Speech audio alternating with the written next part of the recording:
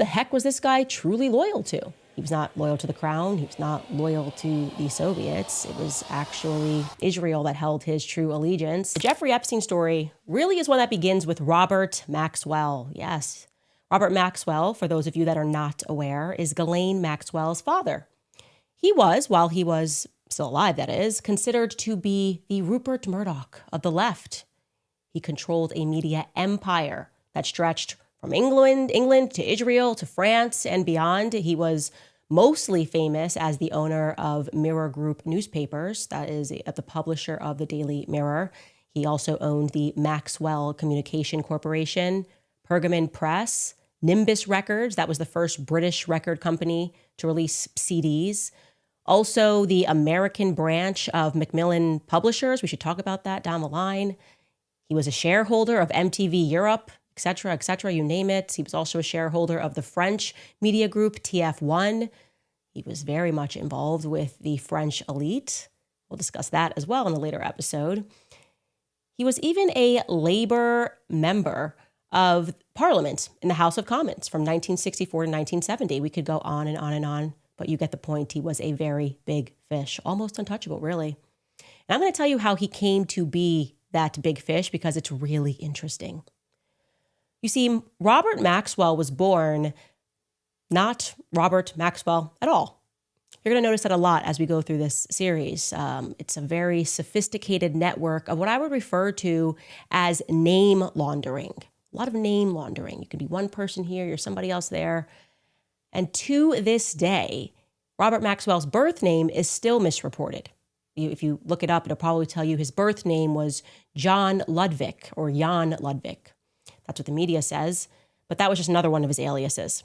His real birth name was Abraham Labi Hawk, okay? And he was born in a town called Silos Latina, which is today a part of Ukraine. I gotta tell you guys, Ukraine just keeps consistently coming up in all of my research, and it's starting to freak me out a little bit. Anyways, at the time that he was born, it was 1923. That was the year. And that town was a part of Czechoslovakia. And in terms of who was in his family, his known family, by the way, he's apparently a distant relative of Eli Wiesel. Now, this guy is very controversial. We don't have that much time to get into it.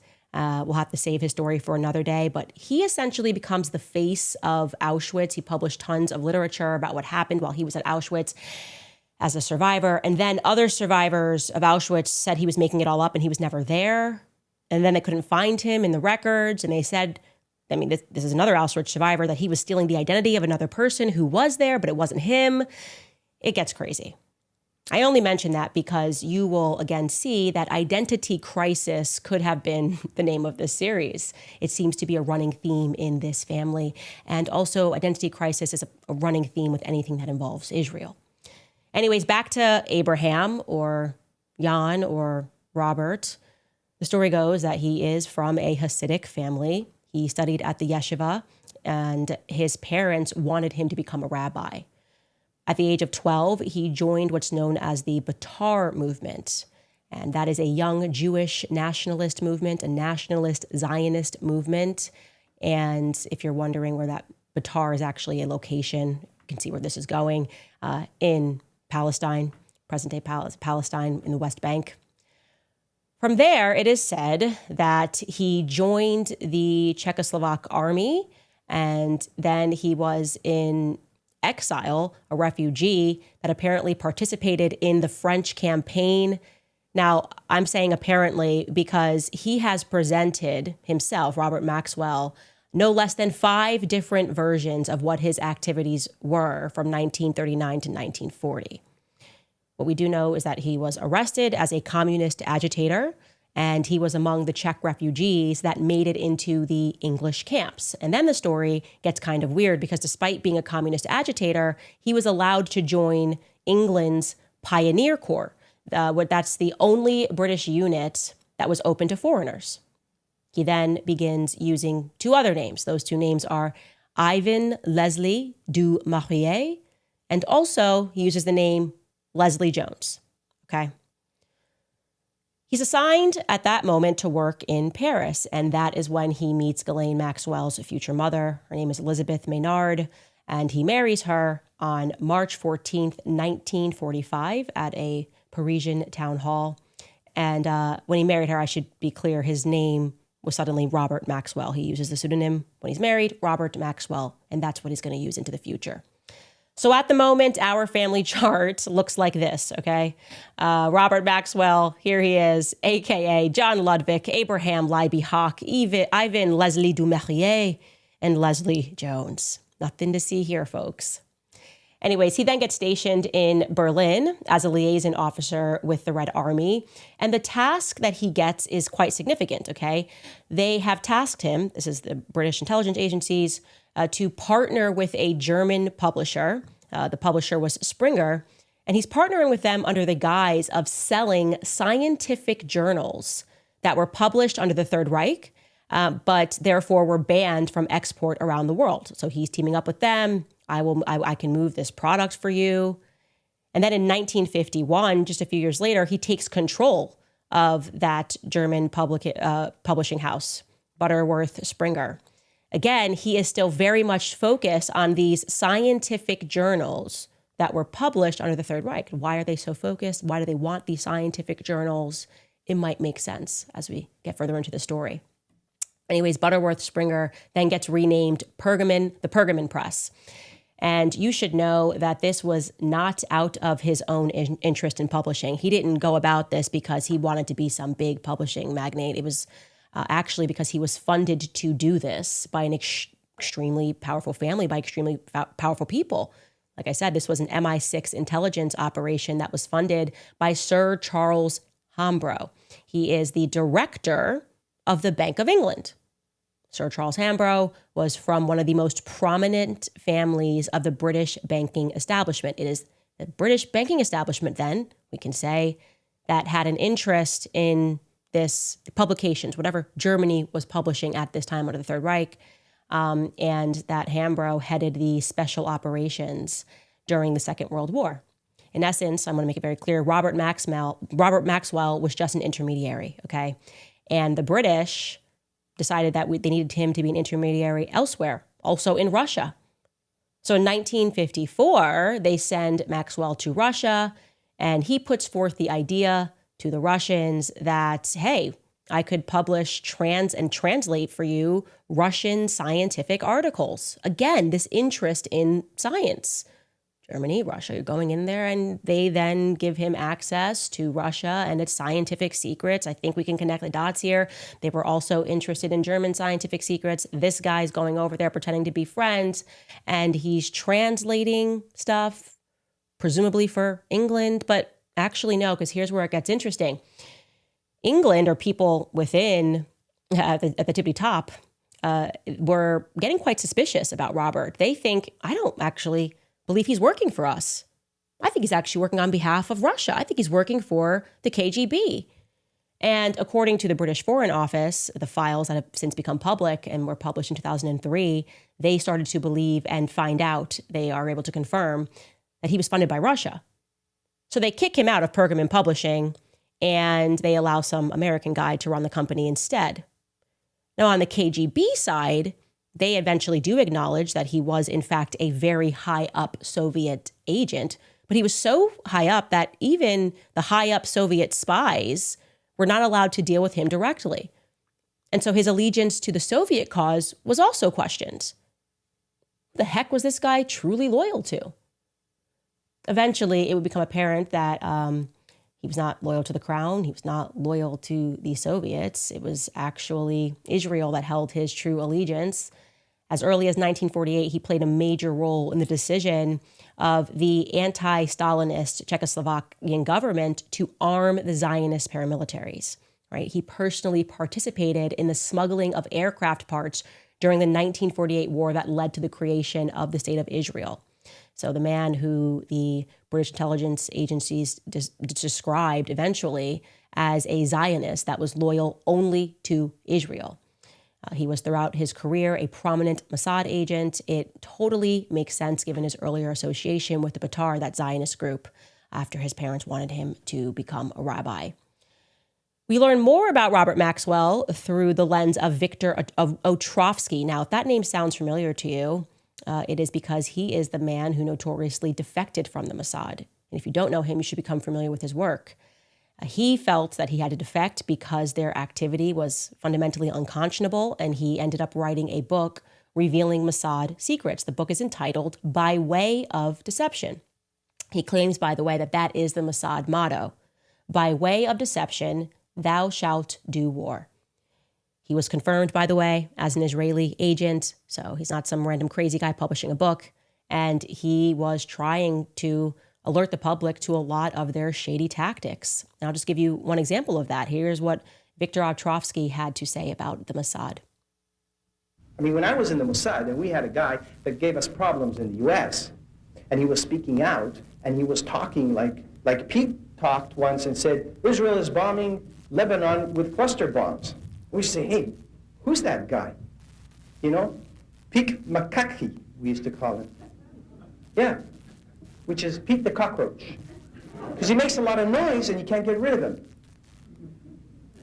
So what you do is you get in touch with a guy in the station in New York or in the station in Washington. You say, tell the guys at B'nai B'rith to label him. And of course the campaign starts, and before you know it, the guy's labeled. And he's an anti-Semite, because that's what we say he is. And that's one stain you cannot wash. Now, it shames me as a Jew to tell you that. But that's the fact, and it's wrong.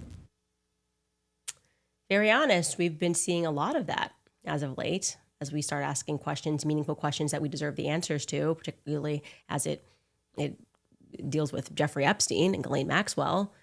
Anyways, Victor claims that regarding Robert Maxwell, quote, the Mossad financed many of its operations in Europe with money that was stolen from Maxwell's newspaper's pension fund. They got their hands on the funds almost as soon as Maxwell bought the Mirror, his newspaper group, with money that was loaned to him by the Mossad. I'm sorry, just to slow that down and make sure you understand, what he is saying is the Mossad gave him the money to go ahead and buy the Mirror Group publishing. And then the moment that he got it, they took all of the pension fund money and they spent it so that they could fulfill clearly Israel's interests. Robbing pension funds to support Israel, okay? I think what we can refer to then, this whole, he's pretending that he's a publishing magnate and he's in Germany and he's in Russia and now he's opening all of these businesses in the UK, we can refer to this strategy, this repeat strategy, as the Midas touch, right? We saw this in the story of Emmanuel Macron, a person that's just kind of selected, given a historical background. Suddenly we think that this person's really powerful and amazing and intelligent. It's pretty much the exact same strategy here. Robert Maxwell has somebody giving him money behind him, and he's growing more and more powerful in business. Now, in return for his fake status, I would say, as a publishing behemoth, the Israeli intelligence services allegedly sated Robert Maxwell's sexual appetite by supplying him with prostitutes. Again, this is a direct quote. Quote, the service maintained for blackmail services. Since it was revealed that the hotel that he was staying at was actually rigged with cameras, which allowed the Mossad to acquire a small library of video footage of Maxwell in sexually compromising situations. So even though he's working for Israel, Israel is taking out an insurance policy. They're recording him. He's got a thing for prostitutes, and they've got him just in case he gets any ideas. Which, by the way, knowing that maybe he did know they had this catalog of evidence against him since they were the ones supplying the prostitutes, that might explain why Robert Maxwell was so loyal to Israel that he even ratted out his fellow Israelis, or other Israelis, I should say, who tried to do the right thing. So let me tell you this. There was this guy, Mordecai Vanunu. He was a nuclear technician, an Israeli, but he was also a peace activist. He did not believe in weapons of mass destruction. So when he was working in that capacity and discovered that Israel was in fact building weapons of mass destruction related to the extremely controversial Dimona nuclear facilities, right? The nuclear facilities that for a long time they claimed they totally didn't have, he tried everything in his capacity to alert the world to what they were building. He took pictures, and then he took the information that he had unfortunately, to Robert Maxwell's Mirror publications. And rather than doing what he should have done as a British citizen, sensing a threat to the UK, a threat and saying, hey, they are building a nuclear stockpile, he alerted the Israelis. Robert Maxwell decided to take that information and alert the Israelis that this guy was defecting. And what did the Israelis do? Well, they lured Vanunu to Italy. And then they drugged him. And then they abducted him. And then they secretly transported him to Israel and ultimately just convicted him in a trial that was held behind closed doors. Yeah. The only democracy in the Middle East. Vanunu then spent 18 years in prison, including more than 11 of those years in solitary confinement. He is still being harassed by the Israeli government to this day, who view him as a traitor. What are you going to do? That's what it means to be friends with Robert Maxwell. Ever the negotiator, however, Robert Maxwell also played mediator between Edgar Bronfman Sr. I want to remember his name, Edgar Bronfman Sr. At this point in time, he was the president of the World Jewish Congress, and Maxwell was playing mediator between him and the Soviet authorities during what came to be known as the Refusnik crisis. Essentially, suddenly Israel wanted to get a lot of their people out of Russia. Russia was refusing to allow these people to all just go to Israel, and he then plays negotiator and makes it happen. He later partnered, this is Robert Maxwell, partnered with the Soviets to take over the pharmaceutical company Teva, and then he also takes ownership of the Jerusalem Post in Israel, where he already controlled the right-wing Daily Maariv publications in Israel. That all took place in 1989, right? What you could say, looking at that, is that the appearance of the outward world was that he was a hotshot publisher who was just expanding his portfolio. Now he's in pharmaceuticals, and he's picking up other publications. Now they're in Israel. Truly, he was in his prime. Unfortunately, however, on November 5th, 1991, Robert Maxwell's naked body was found floating in the Atlantic Ocean off the Canary Islands, where he had been enjoying himself on his yacht, a yacht named the Lady Ghislaine. Interesting, because he has 9 kids, but he decided to name this yacht after Ghislaine. A few weeks after his death, a $560 million hole was discovered in the Mirror's pension fund. Oops. Yeah, I was running it by robbing it. It's going to be a common theme when we get into what Epstein was up to. The British investigative journalists Gordon Thomas and Martin Dillon explained how his death came about. They say that Maxwell sealed his fate when he threatened Mossad leadership. He threatened to disclose certain operations that they were a part of unless they helped him save his media empire, because then people were realizing this business is not doing so well. What's going on? He was feeling the pressure, and he's like, hey, come on. I gave you $560 million, maybe more, okay? Give me something to save my company, or else, you know? I gave you this slush fund. Come on, have some decency. And they didn't have the decency to do that. Instead, they deemed that Maxwell was too dangerous, and so the Mossad leadership reportedly, allegedly, ordered his assassination 3 months later. No biggie, though, no hard feelings, because they did still show up to his funeral. They wanted to show their appreciation for all of his work, his commitment. So on November 8th, 1991 in Jerusalem, they held a funeral for him on the Mount of Olives. It was attended by the cream of the Israeli intelligence pie. There was no fewer than 6 service heads. There were politicians, including Chaim Herzog, Ehud Olmert, Shimon Peres, and the current, at that time, Prime Minister, Shamir, who delivered the eulogy, by the way. Prime Minister Yitzhak Shamir delivered the eulogy. And in his eulogy, he celebrated Robert Maxwell as the man who did more for Israel than we can explain today. Then they had a prayer, which was read by Samuel Peiser. And that is also another name that you should remember. We'll get into that. So you got Samuel Peiser, because he's going to be relevant. He was Robert Maxwell's lawyer and business representative in France, but then he kind of held the same position later for Jeffrey Epstein. Anyways, enough about Robert Maxwell. This brings me to Ghislaine Maxwell. You know, she really was the apple of her daddy's eye. Loved him so much. He loved her back so much so that he names that yacht after her, like I said. So let's get into some interesting facts about her and her upbringing. And according to the press, ostensibly, the story about her kind of shifted depending on when you checked the press. At various times, they told us that she was an interior designer.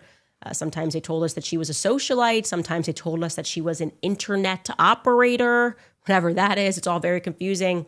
Factually, what I can tell you is that Ghislaine Noël Marion Maxwell was born on Christmas Day of 1961, December 25th.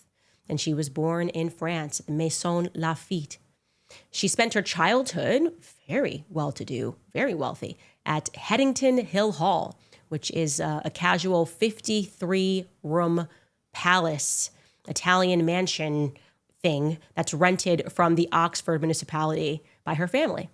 She is the youngest of 9 children. Back in 2003, so this was before Jeffrey Epstein was ever charged for any crimes, the Evening Standard published an interesting article about Ghislaine.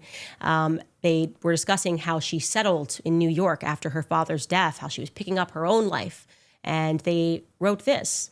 They wrote, quote, Ghislaine has expanded her social surface, largely thanks to what the real estate developer Epstein has done for her. She has become the queen of the billionaire social circuit. They also wrote, quote, Jeffrey only likes billionaires and very young women and uses Ghislaine as his social pimp. That is very telling.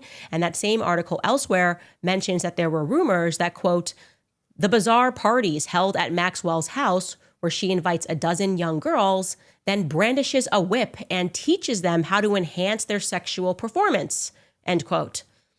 But again, this was 2003, so Jeffrey Epstein and Ghislaine were just getting away with so much. They were just outwardly, I guess, allowing journalists to know what they were into, and they are into some weird stuff. Back to Ghislaine, because she is the daughter of a Mossad agent. There's no question about that. Robert Maxwell was her father, and the Mossad does not deny that Robert Maxwell was an agent, and therefore the most obvious link between Epstein and the Mossad would be Ghislaine. But currently, we are being told by the media, by the mocking Israel puppets, by Israel's former prime minister who's come out against Tucker Carlson on X, that it is ridiculous to suggest that Epstein could have been working for the Mossad. There is no evidence that that is anti-Semitic. What happened to Tucker Carlson and Candace Owens, bro? This is like, I don't even know, Newspeak. This is them doing that thing where they delete history right as it's happening and think that nobody's going to go backwards and take a look at what actually happened, or if there was maybe somebody who told us that Epstein was working with Robert Maxwell. Because the news story that's emerging is that Jeffrey Epstein and Ghislaine Maxwell met in the 90s, right? So they're saying that news story because Robert Maxwell was already dead. That thereby deletes any possibility that Epstein could have been connected to the Mossad via Robert Maxwell. He really just genuinely met Ghislaine Maxwell in the 90s. And I really hate to destroy that narrative. Actually, I'm lying. I don't really hate to destroy that narrative. I actually just hate liars. But here we go. This is a guy I'd like to introduce you to. His name is Ari Ben-Menashe. He's a man who claimed to have had several meetings with Jeffrey Epstein in Robert Maxwell's office all throughout the 80s. Like a decade before the media is telling you Ghislaine met Epstein. Ari Ben-Menashe would certainly know, considering he worked for the Mossad, and he even spent time in prison due to his work for the Mossad because he got caught being an agent for Israel. So I'm going to show you this clip, and credit here to the work podcast called Narrative, and he interviewed Ari Ben-Menashe in 2019. I'm going to show you a couple of these clips. If you're listening to this on audio, it might be difficult for you to decipher if you're not reading along, but it's okay because I'm going to break down everything after. Here is the first clip. And again, this is Ari, who is speaking with Zalev. Take a listen. So Maxwell introduces you. He says, here's this young guy. Yeah. And did he go by the name Jeffrey Epstein or did he go by a different name? I remember Epstein, Jeff Epstein. Okay. Because he had a different passport that he was traveling in and out of. That's right. Yeah, but that came later in the marriage. Okay. So he says to you, here's this guy, Jeffrey Epstein, who I know from around. And your Israeli bosses have approved him. Oh, okay. Already approved him. So it came down from up above. So what did he do? Can you say what he did for you? Like, what kind of work did you guys do together? No, he didn't do anything. Oh, so you met him and that was it? I met him a few times in Maxwell's office. That was it. And did he do any arms deals for anybody else that you were aware of? Not that I know. Because there was the, there's the, I guess there was an He didn't. MI5 He operation. wasn't very competent. He didn't seem to be a competent guy. He didn't seem to be. But he was a good-looking guy. And Miss Maxwell. Ghislaine, yeah. Fell for him. Early, in the 80s. So he is describing how he met Jeffrey Epstein in Robert Maxwell's office, and he is making it clear that he was with Ghislaine. He thinks Ghislaine loved Jeffrey Epstein. And I'm going to let you listen to another clip where he describes how both Jeffrey Epstein and Ghislaine were agents for Israel. Take a listen. She got involved with Israeli intelligence together with him. Right. But not in this arms deal, in Iran or business. Would you say she was an agent as well? Was she someone working for Israeli intelligence? Oh, definitely. Military intelligence as well? Yes. And when that happens, because I have no idea how that world works, so I'm learning a little bit. It happened by accident. Do you get orders and you have to do certain things, or is it more like... No, you get projects. What really happened, my take on it, and the later thing, is that these guys were seen as agents, but they weren't really competent to do very much. And so they found a niche for themselves, blackmailing American and other political figures. For the Israelis? Yeah. So it's hard for people to understand why Israel would want to get blackmail on an American. I'm asking a question that I can answer it quite probably, but for most people, it's hard for them to think about Israel as being blackmailing their leaders in the United States. It's a very... It was quite their MO.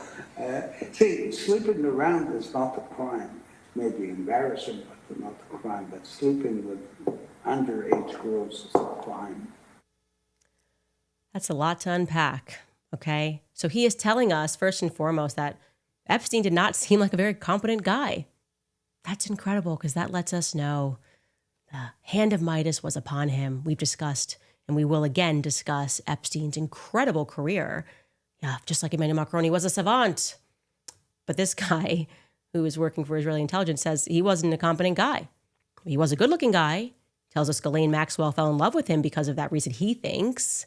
But no, Jeffrey Epstein was, according to him, a part of the Maxwell family business. And his theory is that perhaps Robert Maxwell thought that he would be a good fit for his daughter. And he's telling us that at this time, Epstein was traveling back and forth between London and the Middle East, and he would often pass by Robert Maxwell's office. This interview is very long, and we are going to link it below so that you can watch it in its entirety.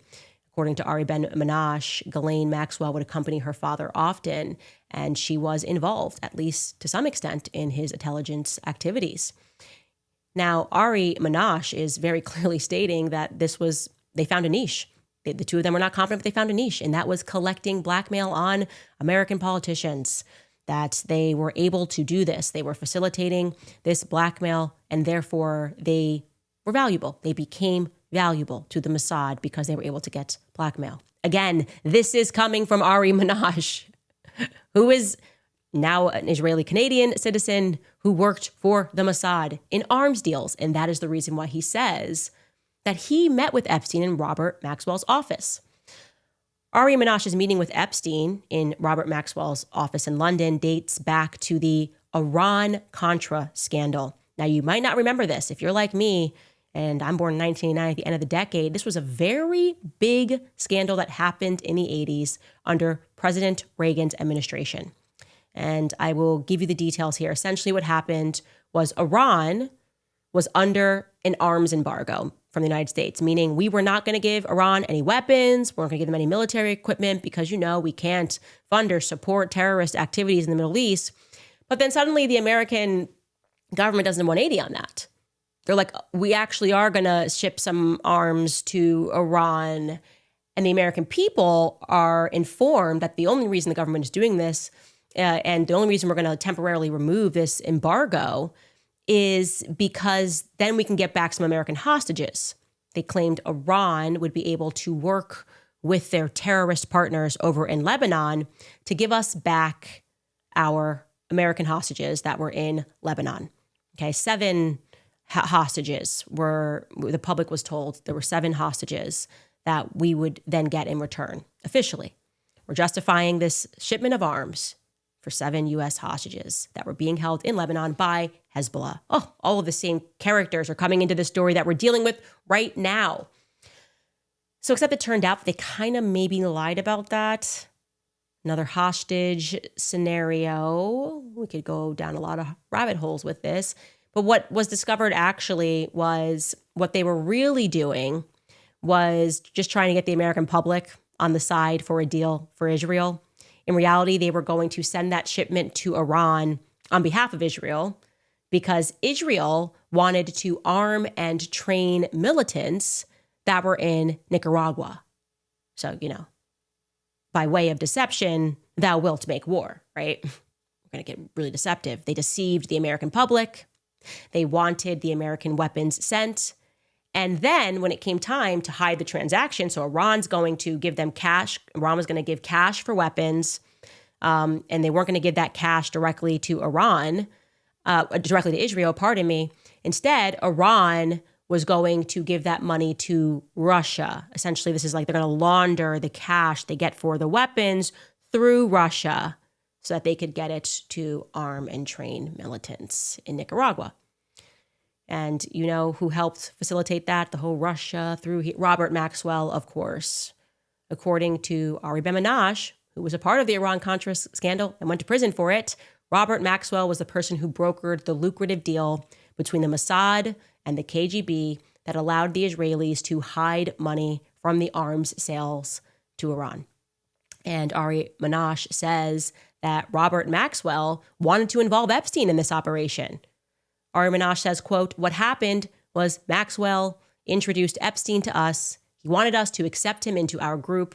But despite Maxwell's insistence, Ben-Menashe claims that Epstein just wasn't competent. And he wasn't accepted by them. He wasn't accepted by him. He wasn't accepted by Nick Davies, who at that time was the foreign editor of the Daily Mirror. He was also involved in this operation. Man, Daily Mirror is just a whole operation going on there. And so, yeah, they just weren't impressed with him. Nevertheless, Ari Ben-Menashe says that Epstein was, in fact, able to develop close ties with several arms dealers. Again, this was in the 80s. So you can dispel the new media story about him having met Ghislaine in the 90s and then be forming a friendship and nothing at all to do with the Mossad. That's just a lie. It is a lie.